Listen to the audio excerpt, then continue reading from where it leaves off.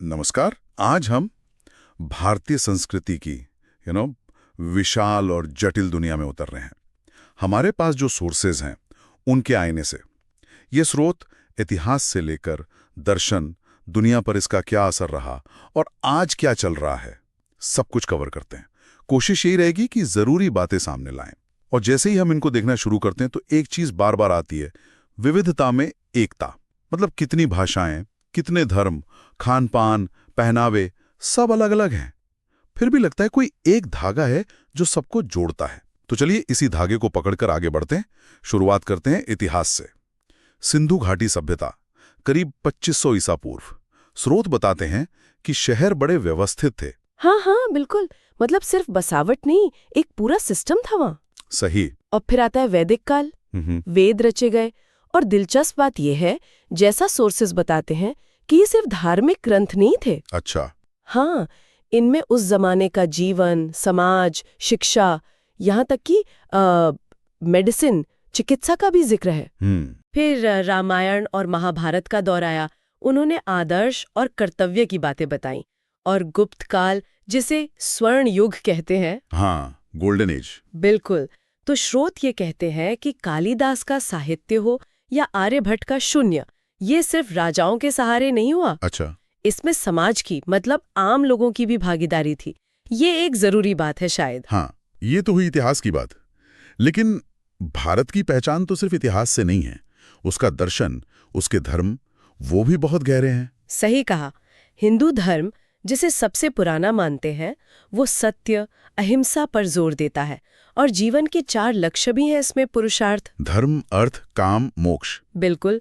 धर्म यानी अपना कर्तव्य निभाना, अर्थ यानी समृद्धि पाना, काम मतलब इच्छाओं की पूर्ति, और फिर मोक्ष यानी आत्मा की मुक्ति।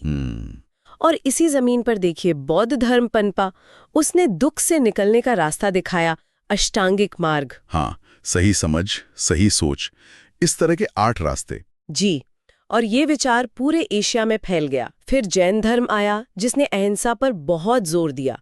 मतलब किसी को चोट ना पहुंचाना, और अपरिग्रह भी सिखाया। अपरिग्रह मतलब जरूरत से ज्यादा जमा ना करना। फिर सिख धर्म ने एक ओंकार, एक ईश्वर और सेवा का संदेश दिया। और समय के साथ इस्लाम, ईसाई धर्म, ये सब भी यहाँ आए और यहीं के हो गए। हाँ, और इससे भारत की जो बहुलतावादी पहचान है वो और पक्की हुई। ये सारे दर्शन, सांख्य, योग, वेदांत भी हैं इनमें। स्रोत बताते हैं कि वो सहिष्णुता और आध्यात्मिकता पर टिके हैं। योग की बात आपने छेड़ी। हाँ। एक स्रोत में इस पर काफी जोर है कि ये सिर्फ एक्सरसाइज नहीं है। नहीं, बिल्कुल नहीं। इसका एक गहरा दार्शनिक पहलू है।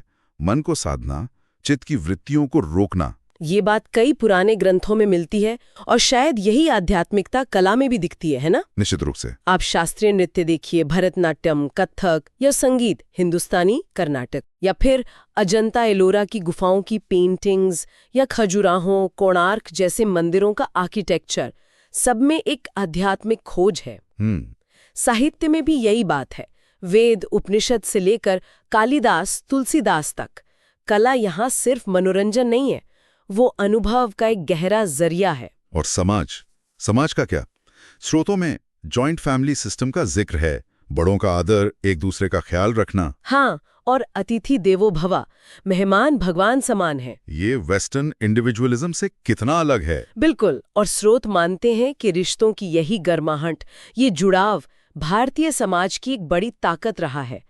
लेकिन ये भी सच है कि आज इसमें कुछ चुनौतियां भी आ रही हैं। सही कहा। स्रोत बताते हैं कि पश्चिमी संस्कृति का असर बढ़ रहा है। अंग्रेजी भाषा ज्यादा जरूरी हो गई है। पारंपरिक लोक कलाएं शायद उतनी नहीं दिखती अब। और कुछ हद तक जॉइंट फैमिली टूट रही हैं, कंज्यूमरिज्म बढ़ रहा है। ये बदलाव तो साफ है। हाँ, ये चुनौतियां हैं, लेकिन स्रोत ये भी दिखाते हैं कि भारतीय संस्कृति में एक लचीलापन भी है। वो बदलती भी है, खुद को ढालती भी है। जैसे योग और ध्यान को ही लीजिए। ये सिर्फ भारत में नहीं रहे अब। हाँ, पूरी दुनिया में फैल गए हैं। बिल्कुल। यूएन ने इंटरनेशनल योग डे 21 जून घोषित किया है। ये इसी का सबूत है। भारतीय खाना, फिल्में, संगीत, इनकी पहुंच ग्लोबल है। सही बात है। बॉलीवुड तो हर जगह है। और जो भारतीय बाहर बसे हैं विदेशों में, वो भी अपनी परंपराओं को वहां जिंदा रखे हुए हैं। तो संस्कृति का एक नया रूप बन रहा है वहां। स्रोत बताते हैं कि ये सिर्फ पुरानी चीजों को पकड़कर रखना नहीं है, बल्कि उन्हें नए माहौल में ढालना भी है। तो कुल मिलाकर जो हमने स्रोतों से देखा वो ये है कि भारतीय संस्कृति अपनी पुरानी जड़ों, गहरे दर्शन, जीवंत कलाओं और मजबूत सामाजिक मूल्यों का एक अनूठा मिश्रण है। हाँ।